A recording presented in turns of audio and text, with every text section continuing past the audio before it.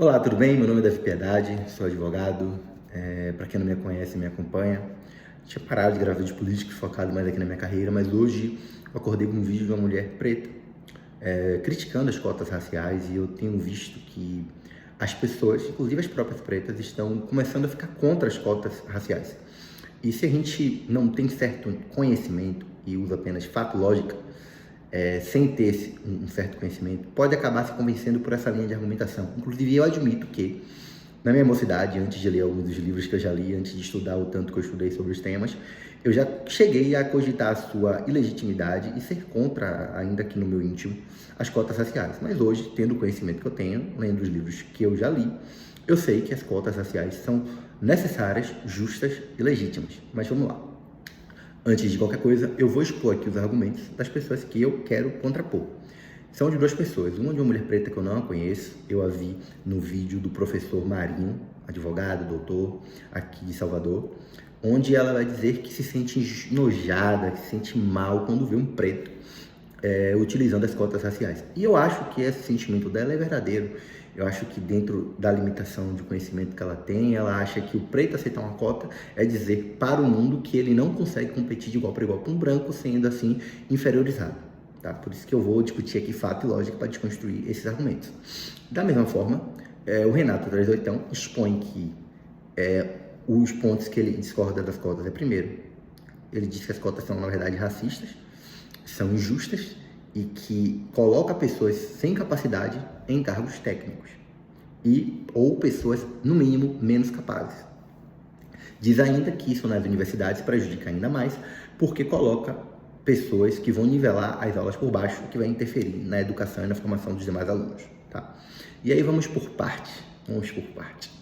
Primeiro, a gente precisa entender, né, o que é justiça, porque quando se afirma que uma coisa é injusta, a gente tem que entender o que é justiça. E para mim, existem dois conceitos muito bons que vão determinar o que é justiça. Na verdade, são conceitos distintos que se complementam. O primeiro deles, salvo engano de Rui Barbosa, ele vai dizer que justiça é dar aos desiguais na medida de suas desigualdades. Ele vai trazer o conceito de equidade. Originalmente é quem honra desigualmente desiguais, mas de uma forma didática, ele vai dizer que você tem que dar às pessoas desiguais, ou seja, havendo desigualdade, na medida de suas desigualdades. Um exemplo prático que vocês veem, duas pessoas que tentam enxergar, e aí tem uma caixa, alguém bota uma caixa, a pessoa sobe na caixa, consegue enxergar igual a outra. Então você vai conferir àquela pessoa a oportunidade dela se nivelar com as outras. Esse é o conceito trazido por Rui Barbosa. Só que eu acho que ele precisa de completude, porque algumas desigualdades são lícitas e outras desigualdades são ilícitas. E aí Nozick, em um livreto, um livreto de mais de 500 páginas, não lembro agora de cabeça, eu li na época, de iniciação científica na faculdade, sobre a orientação do professor Rodrigo Franco, liberal, um livro liberal, ele vai dizer que as diferenças sociais não são injustas. E ele vai trazer exemplos de que essas diferenças sociais são justas desde que tenham sido lícitas.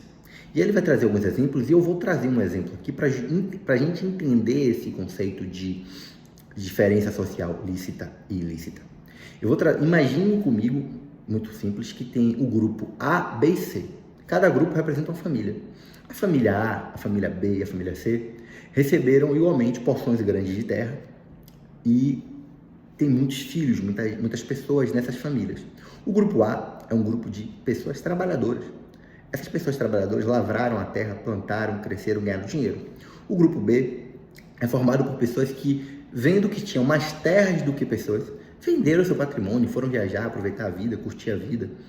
E o grupo A, aproveitando-se dessa situação, trabalhava, plantava, colhia e comprava as terras do grupo B.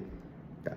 Tendo passado 3 gerações, o grupo A era muito rico, enquanto o grupo B era razoavelmente pobre. Nesse mesmo conceito, nesse mesmo contexto, temos ainda o grupo C. O grupo C era um grupo formado por pretos. E esse grupo C foi invadido, os pais, os patriarcas e matriarcas foram mortos, e seus filhos e filhas foram escravizados, e suas posses foram anexadas ao grupo A. Então o grupo A ficou ainda mais rico. E o grupo A, rico, depois de escravizar a mão de obra do grupo C ficou muito mais rico. Hoje, após, nesse contexto, o fim da escravidão do grupo C, o grupo C sai sem terra, sem trabalho, sem herança. O grupo A milionário, o grupo B razoavelmente classe média. E aí o grupo A vai disputar com os demais grupos para a realização de uma prova. É óbvio que a maioria das vagas, se não todas, vão ficar no grupo A. O grupo A vão ter professores particulares, vão estudar nas melhores escolas, vão ter as melhores orientações, não vão ter que se preocupar com o que comer, entre outras coisas, e vão conseguir se dedicar exclusivamente para o estudo. Então, o grupo A vai conseguir se colocar nos melhores cargos. Ponto. Você percebe que a diferença do grupo A para o grupo B não é injusta. O grupo A cresceu frente ao grupo B com acordos lícitos. E o grupo B hoje herda os reflexos das más escolhas de seus antepassados. Diferentemente é do grupo C, que não teve uma escolha, perdeu suas terras, perdeu sua propriedade, foi escravizado e hoje não tem terra, não tem nem o que comer.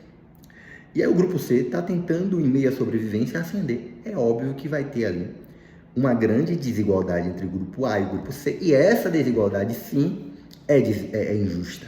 Essa desigualdade, sim, precisa ser saneada na medida de suas desigualdades. Pronto. Então, diante disso, você já consegue perceber que o conceito de justiça, quando aplicado às cotas raciais, elas são justas. Inclusive, não sendo elas suficientes para reparar. Porque o fato de possibilitar que pretos qualificados, depois de eu explicar isso, entrem, não põe fim às diferenças sociais. Porque, ainda assim, muitos poucos pretos vão conseguir se tornar qualificados. Tá? Então, conceito de justiça superado. As cotas raciais são justas.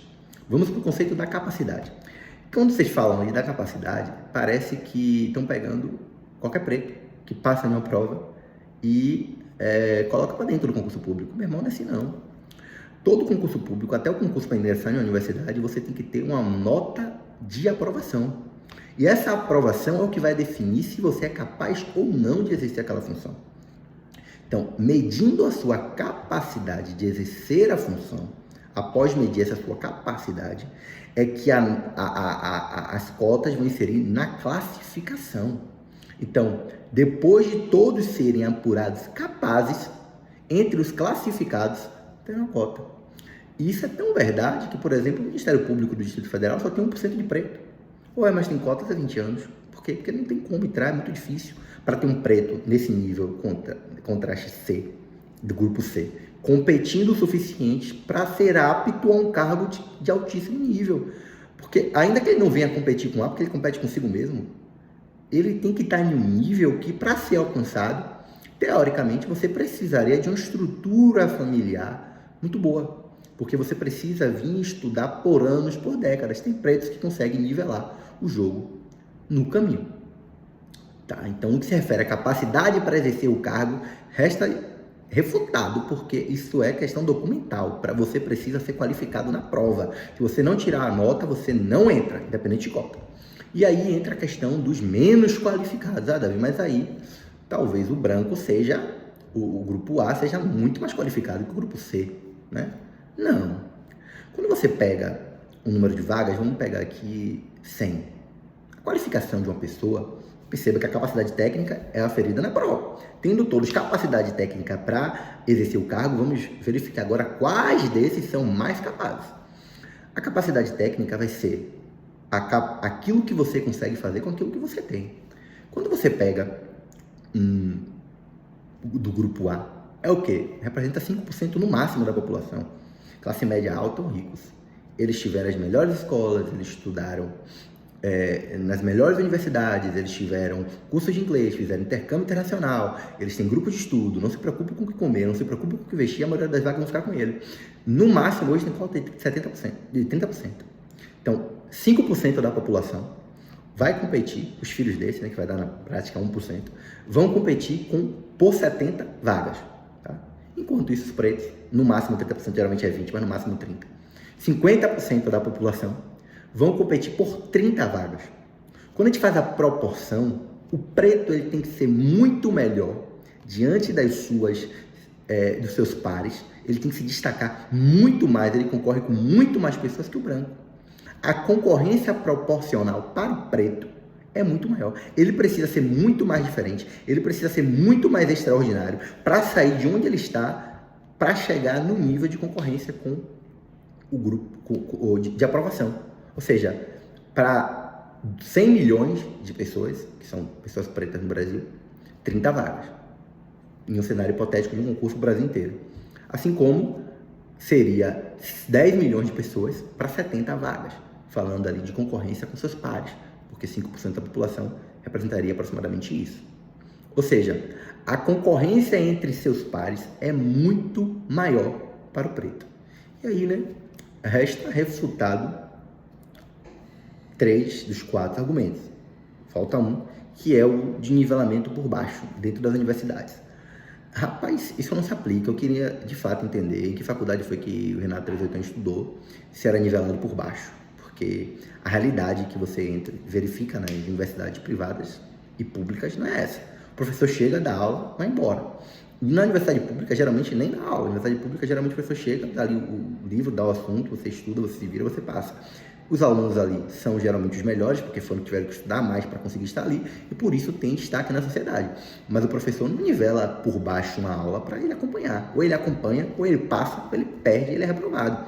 Tanto que na universidade pública as pessoas dobram um ano, dobram em média, assim, que tem dificuldade, né? Dobram ou passam mais 2, 3 anos o tempo para conseguir formar, também tem greve e outros fatores, porque você tem que saber para você ser aprovado.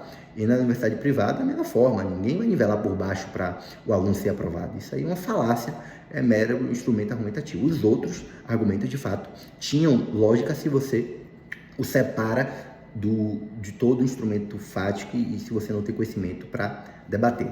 Então, por fim, só para pincelar de forma direta, as cotas são justas. O negro que entra é capaz e o negro aprovado, além de ser capaz, ele teve que se destacar entre seus pares com muito mais destaque, com a projeção de destaque muito maior que o branco, tendo em vista que a concorrência para ele também é muito maior, tá? Diante do cenário fático que ele se encontrava. Bem como as cotas raciais se mostram mais justas, mais legítimas do que as cotas socioeconômicas. Tudo isso por conceitos não trazidos por mim, e sim conceitos aceitos pela doutrina. Tá? Então, encerro esse vídeo aqui dizendo que se você já foi contra as cotas raciais, por não entender porque elas eram justas, agora você entende. Agora você, como preto, pode dizer: eu sou a favor das cotas raciais porque elas são justas, porque elas são legítimas, com base em fatos e lógica. E eu vou te pedir para você mandar para todo mundo que é contra as cotas raciais, seja ele preto ou branco, marcar também o Renato 38 para ver se ele vê aqui o vídeo e debate comigo. Estou aberto para debater.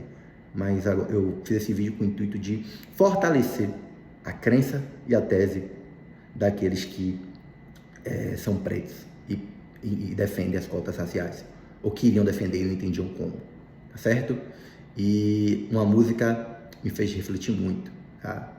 Vamos, amigo, lute, vamos, amigo, ajude, de Edson Gomes, porque a gente acaba perdendo o que já conquistou. Forte abraço.